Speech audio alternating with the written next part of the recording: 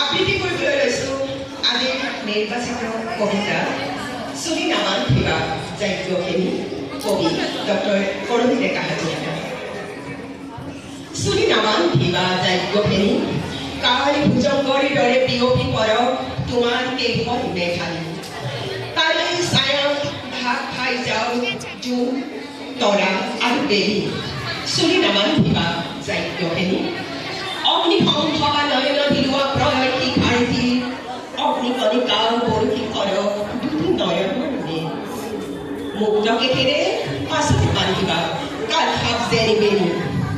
এতিয়া চুলি নামান কিবা যাজ্ঞসেনী ৰক্ষ দেশৰ তেজ সানি ল'বা এইটো তোমাৰ কম পাঞ্চজন্যৰ মাত শুনা নাই দেৱদত্তও বাজি উঠা নাই।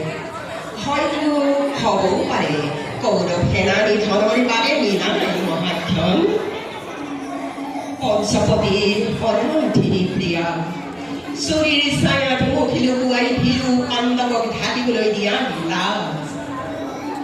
ধৰ্মপুত্ৰ নীতিৰ অধীন অৰ্থটো আজি বৃহৎ নলাবী বীৰ বিকুদৰ ভোগত মগন মাৰ্জিত নৈ নামেই নলবা কোমলীয়া দেহি তেজৰ কথাত হয়তো খাইছে ভয়।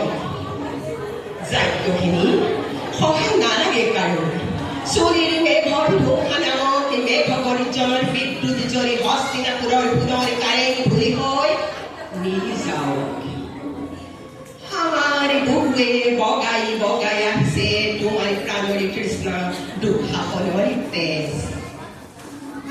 বহুতো সহিলো দুখ অপমান বহুতো দেখিলো নীতিৰ কামত অত্যাচাৰৰ নীতি।